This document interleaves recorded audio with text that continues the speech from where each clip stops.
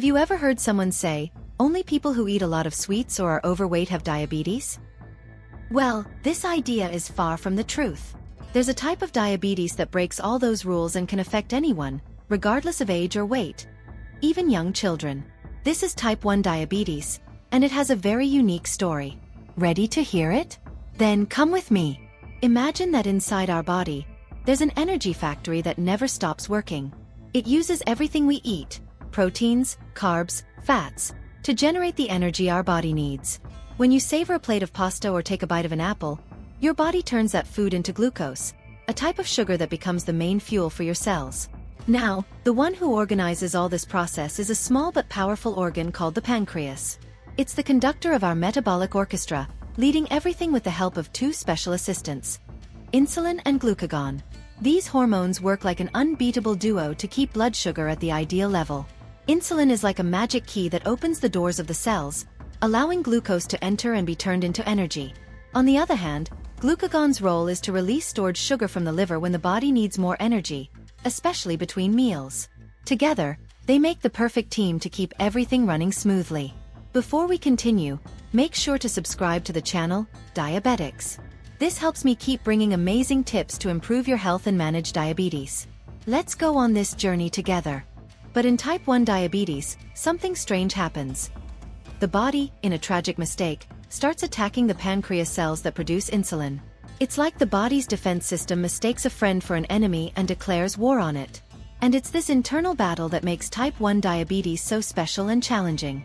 Now you know, diabetes has nothing to do with weight or how much sugar you eat. It's much more complex than that. Let's continue on this journey and learn more about what happens inside the body. Imagine this scene.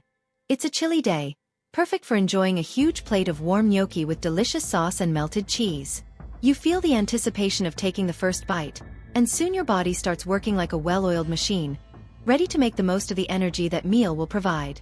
But when the gnocchi reaches your stomach, it starts to transform. The particles break apart and release glucose, the sugar the body loves to generate energy.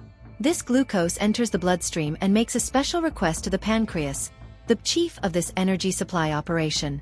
If everything goes well, the pancreas will release insulin, the magic key that opens the doors of the cells so glucose can enter and be turned into fuel. But what if, in this case, insulin doesn't arrive? That's when the problem begins. Without insulin, glucose can't enter the cells. It stays lost in the blood, without direction, while the cells, which should be getting energy, remain hungry. And what's the result? Those with type 1 diabetes end up feeling tired, very thirsty, constantly hungry, and still lose weight, even while eating a lot. It's like a game where the rules are wrong, and in the case of type 1 diabetes, the cells suffer the most because they can't do their job properly. The most interesting part is that this type of diabetes has nothing to do with eating sweets or being overweight. In fact, it's an autoimmune condition. The body mistakenly begins to attack the insulin-producing cells in the pancreas. The immune system, instead of protecting, makes a mistake and starts an internal war. We still don't know exactly what causes this, but factors like genetics and even some viruses may play a role. But here's the good news. With the right care, such as taking insulin, monitoring glucose levels, and maintaining a balanced diet, those with type 1 diabetes can live a full, active life and do everything they want. And it's through courage and dedication that those living with this condition continue to write their own stories of overcoming.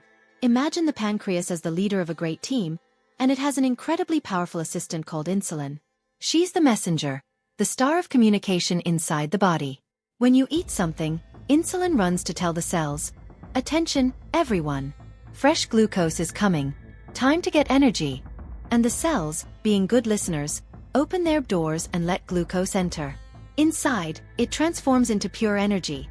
The energy you use to play, study, run, or even think. But what if you eat more glucose than you need at that moment? The pancreas has a super smart plan B. It sends the excess glucose to the liver, which works like a secret vault, storing the sugar for when the body needs it. Like a good emergency stock, the liver holds onto the glucose until it's time to release it. And the story doesn't end there. A few hours later, when the glucose in the blood starts to decrease, the pancreas acts again. It knows it's time to change strategy and calls another helper into play: glucagon. Glucagon is like a firm and reliable leader. It goes to the liver and gives the order. Open the vault. Release some of that stored glucose to ensure the body keeps functioning well until the next meal. The liver obeys and starts releasing glucose slowly into the bloodstream, making sure you have enough energy for whatever you need to do. Looks like magic, right? But it's pure science in action. This perfect dance between insulin and glucagon is what keeps the body's balance, like a conductor leading an orchestra. Each has its right moment. Insulin ensures glucose goes to the right places, while glucagon enters the scene to release the stock when needed. Now, you can imagine the pancreas as a super smart coach, organizing everything so the energy team never stops playing. It ensures that every cell gets the right energy to function perfectly, all the time. And all of this happens without us even noticing, but with harmony that is pure science magic. Can you imagine what would happen if the coach, the pancreas, simply couldn't organize the team anymore? Well, that's what happens in type 1 diabetes. In this case, the pancreas can no longer produce insulin like it should, or even stops producing it completely. And without this vital messenger, glucose, the blood sugar, which is the body's main energy source, can't enter the cells. And what happens then? The glucose gets stuck in the blood, accumulating more and more, while the cells without energy get anxious and can't do their job. It's like the team has all the balls, glucose, on the field, but no one can score a goal. The problem is that without scoring, the cells become hungry for energy, leading to a series of symptoms. You've probably heard about tests that show high blood sugar, right? Well, those tests are saying exactly this. The blood is full of glucose, but the cells keep shouting for energy. And the body starts giving clear signs that something's wrong. Fatigue, headaches, insatiable hunger, and in more severe cases, even fainting or low blood pressure. All of this happens because the body is trying to adjust to this lack of fuel. But the problem doesn't stop there. If high glucose isn't controlled, its effect on the body can be devastating in the long run. The glucose building up in the blood starts affecting vital organs like the eyes, kidneys, and even the heart, increasing the risk of serious problems like heart attacks. It's like the team keeps playing, but they can't win. Now, imagine there's another player, glucagon, who always worked alongside insulin to keep things balanced. In type 1 diabetes, when the pancreas isn't doing its job with insulin, glucagon starts acting uncontrollably, like it's out of sync. This hormone is normally only called into play when the body needs more glucose, but in type 1 diabetes, it's released wrongly, creating a confused, out-of-control cycle. The team, which was already lost without insulin, now has a player who doesn't know when to act. Imagine your body is like a large factory, with the entire system organized to produce and distribute energy efficiently. When you eat, the pancreas, like a super smart coach, ensures everything fits just right. Insulin is released, glucose enters the cells, and everything works like clockwork. But what if the coach wasn't in charge anymore? In type 1 diabetes, it's like the game goes out of control, and what was once a well-coordinated strategy turns into chaos. Now, think of glucagon as the assistant to the coach. When the body starts to miss glucose in the cells, glucagon is called to action. It goes to the liver and gives an order. Release more glucose from the emergency stockpile. But here's the problem. The blood is already full of glucose. What happens? Instead of helping, glucagon ends up making the glucose in the blood rise even more, leaving the body with dangerously high sugar levels. The mess continues, and as if that's not enough, glucagon starts giving another order. This time to break down stored fats in the body, trying to generate energy for the cells. Now, imagine the body going into a real out-of-control emergency mode. The cells, lacking enough glucose, start looking for alternatives. And what's the alternative? Fat. The body uses its fat reserves as a backup plan, a desperate attempt to find fuel. But with glucagon out of control, the body starts releasing more fat than it actually needs, creating a storm of imbalance. And all this happens because the pancreas, the coach who should be organizing the energy, is out of sync. The game, which was once planned and balanced, turns into chaos. Without control, the glucose in the blood rises, fats are released excessively, and the body starts working in an imbalanced way. That's why glucose control is crucial. If not maintained, everything can go off track, severely affecting health. So, imagine your body like a factory desperately trying to find an energy source. Without insulin to help the cells grab glucose, the body starts looking for alternatives in fats, trying to fill the void. Imagine your body as a machine, always working to ensure you have the energy for everything you need to do. Study, run, even think. But in a scenario like type 1 diabetes, This machine starts operating out of sync, and what should be a well-planned process turns into a real race against time. It all starts when the cells, which should be refueling with glucose, run out of this essential energy. So the body, in a desperate effort, begins to seek alternatives. Fats. Up until this point, it seems like things are under control, right? Fats start being broken down and used as fuel, but the problem is that when this process happens in excess, the body creates a byproduct called ketones. These ketones are like little energy sources that the brain and muscles can use to keep functioning since they can't directly take in fat. The problem arises when the body starts producing more ketones than it really needs. And what seemed like a solution starts to become a ticking time bomb. What happens when the body is accumulating excess ketones? The person's breath starts to have a very peculiar smell, something like rotten fruit or aged apple. It may sound strange, but this smell is a clear sign that the body is struggling to deal with the excess ketones. And this is not a common symptom in other types of diabetes. Only those with type 1 diabetes, or those in diabetic ketoacidosis, will notice this smell in the air. Now, here comes the big danger. Although ketones can be used as energy, they are acidic. When they accumulate too much in the blood, they start making the body's environment unregulated, and the situation becomes critical.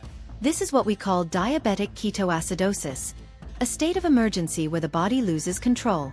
The symptoms of this condition are severe: nausea, vomiting, abdominal pain, rapid heartbeat, and rapid breathing. And if not treated, the person could even pass out. Have you ever stopped to think about what really causes type 1 diabetes? The answer to this question could be the key to saving lives. Many people still believe the disease comes from a virus or bacteria we pick up somewhere, but in reality, the problem starts inside our own body, where a very strange and dangerous mistake happens. Imagine that inside our body there's a defense team, the immune system, always ready to protect us from viruses, germs, and other threats. This team is like a well-trained army, always alert. But in the case of type 1 diabetes, something frightening happens. Instead of defending, the immune system starts attacking the body itself, more specifically the cells in the pancreas that are responsible for producing insulin. And that's what makes type 1 diabetes so unique and often hard to understand. Our body, which should be our ally, ends up becoming an enemy. Let's think of the pancreas as a true factory, an energy plant that works tirelessly to ensure insulin production never stops. Even at the beginning, when the immune system starts attacking, the pancreas tries its best to keep everything working, like a superhero who doesn't give up, even in adversity. Even losing some cells, it still manages to produce the insulin the body needs. But time goes by, and the pressure increases. The attacks don't stop. More and more pancreas cells are destroyed, and no matter how strong it is, the factory begins to show signs of wear. Like any system in the body, the pancreas has limits, and these constant attacks start to overload the machine. When the last cells can no longer keep up, that's when the pancreas fails to produce the insulin the body so desperately needs. Type 1 diabetes appears, and the body loses the ability to regulate blood sugar efficiently. Now, you might be wondering, why does the immune system do this? Why does it attack the good cells, the ones that should be protecting us? The answer lies in our DNA, that instruction manual we inherit from our parents. This manual tells our body what's a friend and what's an enemy. But in the case of type 1 diabetes, something goes wrong. The body ends up mistaking its own pancreas cells for enemies and starts attacking them unintentionally. It's like, in the middle of the game, the defense team starts destroying their own players without even realizing it. Have you ever wondered why type 1 diabetes happens? What really causes it? It's like a big mystery inside our body, and as scientists try to understand more, we discover that the answer lies in something quite curious: a failure in the body's own defense system. That's right. The immune system, which should be protecting us from viruses and bacteria, ends up turning against the body itself. It makes a serious mistake by attacking the healthy cells of the pancreas, the ones responsible for producing insulin. This story is what we call an autoimmune disease, a condition in which the body turns against itself. The most impressive thing is that, while genetics plays a key role, there are still many mysteries we haven't unraveled.